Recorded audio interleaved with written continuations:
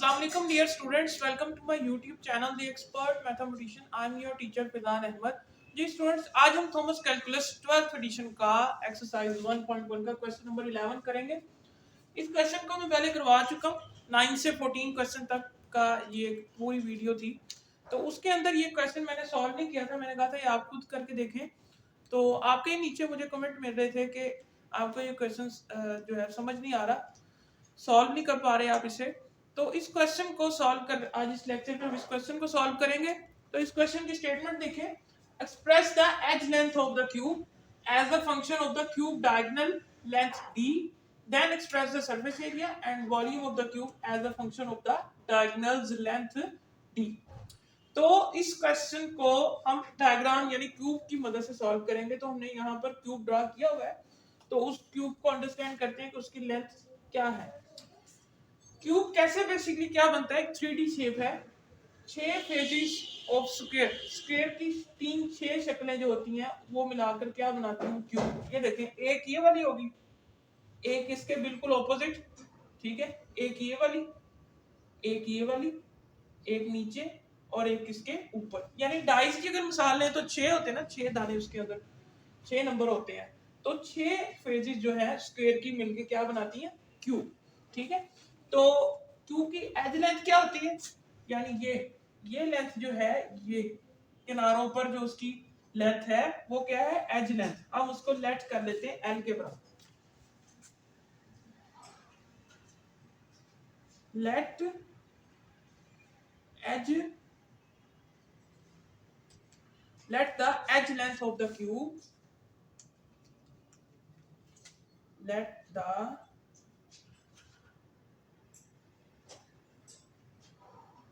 edge length of cube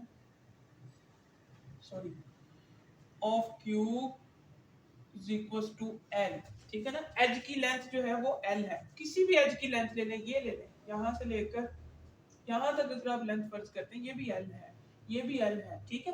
तो as length कितनी है, L, ठीक है। अब क्यूब की डायगोनल लेंथ कौन सी होगी। डायगोनल बेसिकली क्या होता है, अगर आप स्क्वायर या रेक्टेंगल किसी भी चार कोनों वाली शेप की अगर बात करें, तो डायगोनल क्या होता है, एक किनारे से लेकर दूसरे किनारे तक, यही होता है ना डायगोनल। तो इस केस के अंदर इस किनारे से लेकर इस पॉइंट से लेकर इस लास्ट पॉइंट तक जो लेंथ होगी वो क्या होगी, d, ठीक है।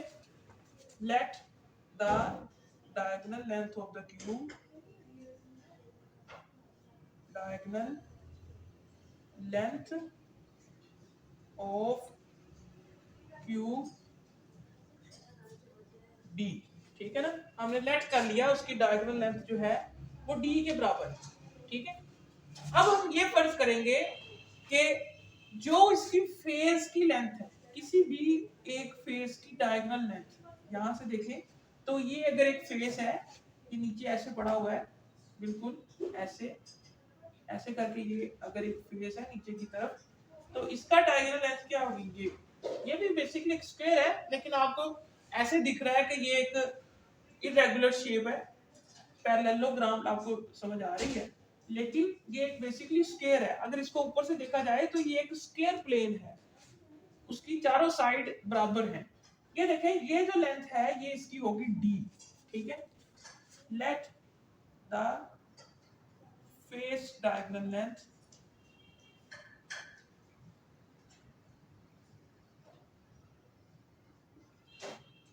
कैपिटल D, ठीक है।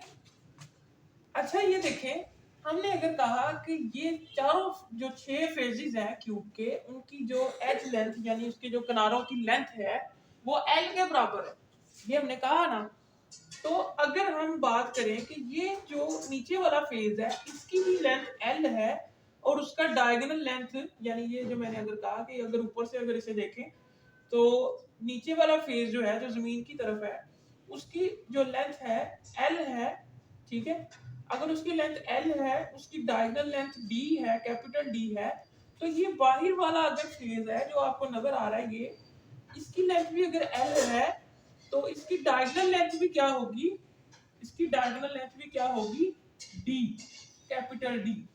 यानी कि जो बाहर वाला फेज है ऐसे इसकी डायगोनल लेंथ भी आपके पास डी होगी, capital D.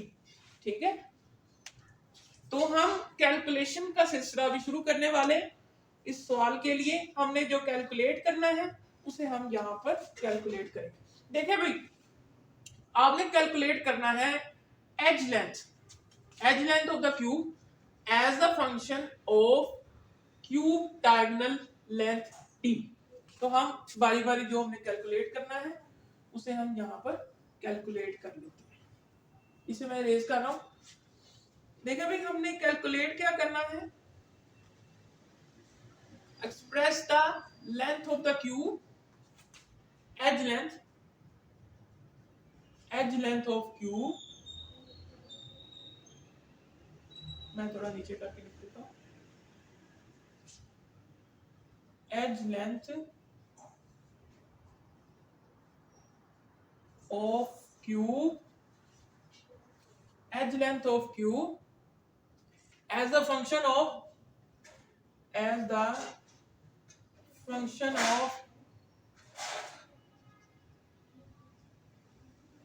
cube diagonal length। ठीक है, ये हमने क्या करना है, इसे हमने प्रूव करना है। फर्स्ट ऑफ ऑल ये चीज। सेकंड वन हमने क्या करना है, then express the surface area of cube as the function of surface area and volume of the cube as the function of the diagonal length d। Express surface area and volume of cube as the function of its diagonal length, as the function of its diagonal length d। ठीक है,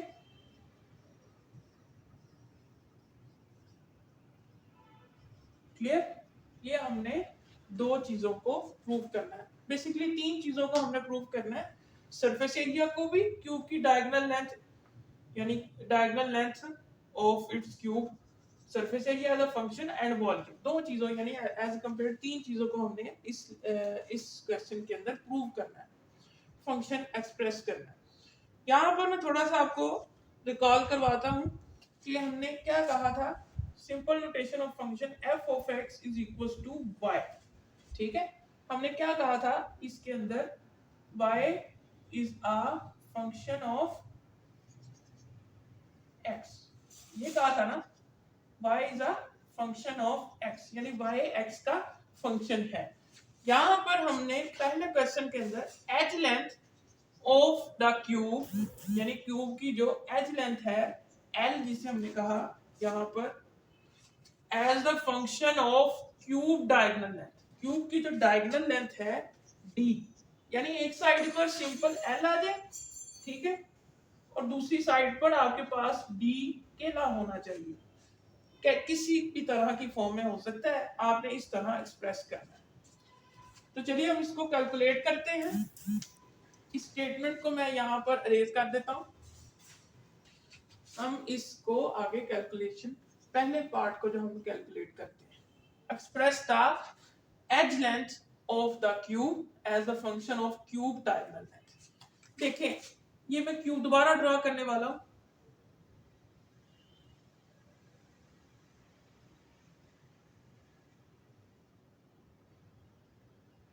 देखिए भाई, ये cube मैंने दोबारा जैसे कभी मैंने ड्रॉ कर दिया, ठीक है, ये क्या थी, एज लेंथ एल, ठीक है, ये क्या है, ये भी एल,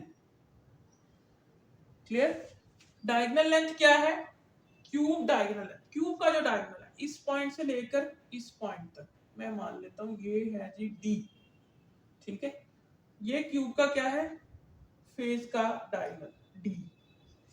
ये क्या बन गया, राइट एंगल, ये सीधी लाइन है, ये हाइपोटेन्यूस बन गया, ये इसकी बेस बन गई। इसको अगर हम ऐसे देखें, ये चीज बन चुकी है, क्या बन चुका है, ये डी एल डी, ये चीज बन चुकी है आपकी, क्लियर। आपके पास क्या बन चुका है, ये परपेंडिकुलर या हाइपोटेनियस, ये इसकी बेस। इसको हम इस तरह कैलकुलेट करेंगे। क्लियर। नेक्स्ट आगे अगर हम बात करें, इसको हम देखते हैं अभी। इसमें हम पाइथागोरस थ्योरम अगर लगाते हैं तो यहां पर D square L square plus capital D का स्क्वायर। ठीक है, हमने शो क्या करना है, एक साइड पर एल रहना चाहिए, दूसरी साइड पर स्मॉल डी होना चाहिए, वो किसी भी शक्ल में हो सकता है, एल के ऊपर सिंगल एल होना चाहिए। ये हमने शो करना ना, edge length of the cube as the function of cube diagonal, यानी क्यूब की जो डायगोनल लेंथ है वो एक साइड पर होनी चाहिए और एल इसका फंक्शन होना चाहिए। हम मान लेते हैं कि अगर हम इस बाहर वाले फेस को देखें, ये वाला, इसकी ये वाली लेंथ एल है, इसका जो क्यूब डायगोनल होगा, यानी इसका फेस का जो डायगोनल होगा, डायगोनल लेंथ डी होगा, ये इसकी लेंथ ये भी एल है। इस फेस को मैंने इसी तरह उतार दिया, ये वाली लेंथ भी क्या होगी आपके पास, कैपिटल डी होगी, क्योंकि आप कह रहे थे कि ये हर फेस की लेंथ एज लेंथ एल है, हर फेस की, उसका हर फेस का डायगोनल लेंथ भी डी है, तो इस बाहर वाले फेस का एज लेंथ एल, ये वाला भी लेंथ एल, और ये जो उसका कह लें कि आप डायगोनल लेंथ है वो डी के बराबर। अब इस ट्राइंगल को देखें, ये भी 90 डिग्री यानी 90 डिग्री वाली है, राइट एंगल है, तो इस पर भी आप लगा सकते हैं पाइथागोरस थ्योरम। तो यहां से क्या निकलेगा, D square is equal to L square जमा L square is equal to 2l का स्क्वायर। देखें भाई, यह हाइपोटेन्यूज का स्क्वायर, बेस का स्क्वायर, परपेंडिकुलर का स्क्वायर। देखिए ये डी स्क्वायर आ गया 2l स्क्वायर के बराबर। क्लियर। नेक्स्ट आगे हम यहाँ पर डी स्क्वायर को खत्म करना चाहते हैं, ठीक है ना, यहाँ पर हम क्या बनाना चाहते हैं, एल को, सिंपल एल को बनाना चाहते हैं। हम क्या करेंगे, हम डी स्क्वायर की वैल्यू पुट करेंगे, put value of D square in, इस इक्वेशन को हम फर्स्ट इक्वेशन का नाम दे देते हैं, इन फर्स्ट। क्लियर। क्या होगा जी, D square is equal to L square जमा 2l का स्क्वायर। ठीक है, डी स्क्वायर किसके बराबर आ गया, एल स्क्वायर जमा 2l का स्क्वायर के बराबर आ गया। नेक्स्ट आगे हमें चाहिए कि एक साइड के ऊपर सिंगल एल होना चाहिए, उसके ऊपर कोई पावर नहीं होनी चाहिए, और दूसरी साइड के ऊपर डी स्क्वायर किसी भी हालत में हो सकता है। ठीक है, अकेला डी स्क्वायर होना चाहिए, वो किसी दूसरे डी स्क्वायर के साथ ऐड भी हो सकता है या डिवाइड भी कर सकते हैं। ठीक है, तो फिर ही हम उसको एज अ फंक्शन प्रूव कर सकते हैं। देखिए ये क्या बनेगा, D square is equal to 3l का स्क्वायर। क्लियर। नेक्स्ट आगे आपको चाहिए एक साइड पर l, हम करते हैं डी स्क्वायर डिवाइडेड बाय 3, ये l स्क्वायर, हम l स्क्वायर पर खत्म करना चाहते हैं, हम दोनों तरफ अंडर रूट ले लेते हैं, ये बन जाएगा l d divided by under root 3। ठीक है, इस इक्वेशन से आपने ये प्रूव किया कि L edge length of the cube, पहले मैंने आपको कहा कि हमने L को क्या फर्ज किया था, क्यूब की edge length of the cube as a function of cube diagonal, यानी एक साइड पर क्या आ गया L और ये D, तो यही तो हमने शो करना था, L is the function of D। ठीक है, मैं D लिख रहा हूं, हमने एज लेंथ को D के बराबर फर्ज किया था। क्लियर, ये हमारा पहला पार्ट क्लियर हो चुका है, हमने इसे प्रूव कर दिया। नेक्स्ट अगले पार्ट की तरफ चलते हैं। क्लियर, समझ आ गई। नेक्स्ट आगे देखें, इसे मैं रेज कर रहा हूं, फर्दर आगे शुरू करते हैं दूसरे पार्ट की तरफ। सेकंड पार्ट में हमने क्या प्रूव करना है, पहले हम सरफेस एरिया की बात करते हैं। Surface area as function of surface area as the function of diagonal length, cube diagonal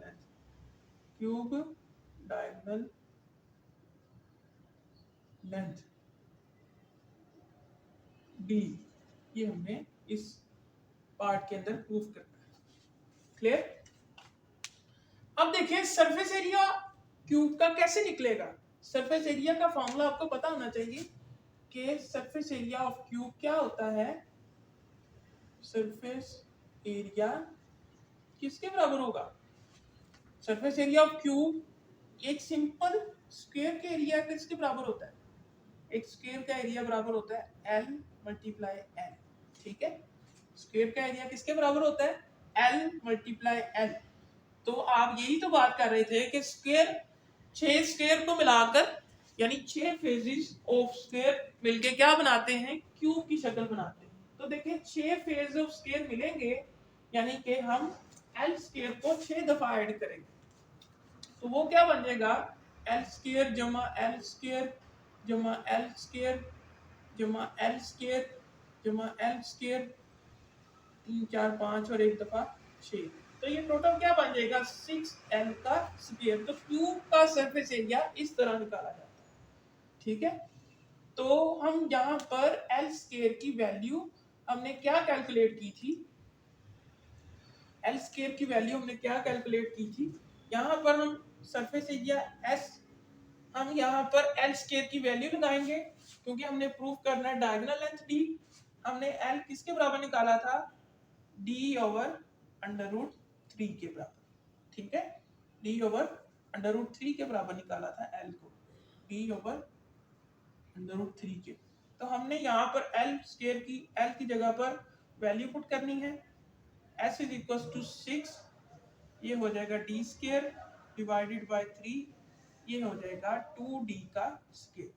तो हमने क्या शो किया? S is a function of D, यानी surface area of cube is a function of the diagonal length of the cube D। यही तो prove किया ना। एक साइड पर S आ गया और दूसरी साइड पर D किसी भी हालत में अकेला आना चाहिए। क्लियर? ये हमारा दूसरा पार्ट भी प्रूफ हो गया। इसका भी दूसरे पार्ट का पहला हिस्सा हुआ है। अब हमें वॉल्यूम की बात करनी है। तो वॉल्यूम ऑफ अ क्यूब क्या होता है वो चीज भी आपको पता होनी चाहिए कि वॉल्यूम ऑफ अ क्यूब का फॉर्मूला दूसरे का सेकंड वाला part, volume of cube as function of D। यही तो प्रूव करना है ना। D क्यूब डायगोनल लेंथ हमने क्या है। वॉल्यूम ऑफ अ क्यूब क्या होता है? सबको पता है, लेंथ का क्यूब, यानी जितनी भी वॉल्यूम की लेंथ है L मल्टीप्लाई L, तो 3 दफा लेंथ हो जाएगी, उसका मल्टीप्लिकेशन करेंगे यानी L मल्टीप्लाई L, तो ये हो जाएगा L3। ठीक है, तो हमने क्या करना है? V को as a function of volume को V कह रहे हैं ना, V as a function of D cube diagonal length. ठीक है, तो L की कीमत हमने क्या निकाली थी? D over under root 3। ठीक है, L की वैल्यू इसके अंदर पुट करें तो ये आ जाएगा अंडर रूट 3 का क्यूब। फर्दर इसे अगर आप सॉल्व करना चाहें कर सकते हैं, लेकिन हमने तो यही शो करना था कि V as a function of D, D इस साइड पर अकेला आया, V इस साइड पर अकेला आया, तो V express we can show it, we show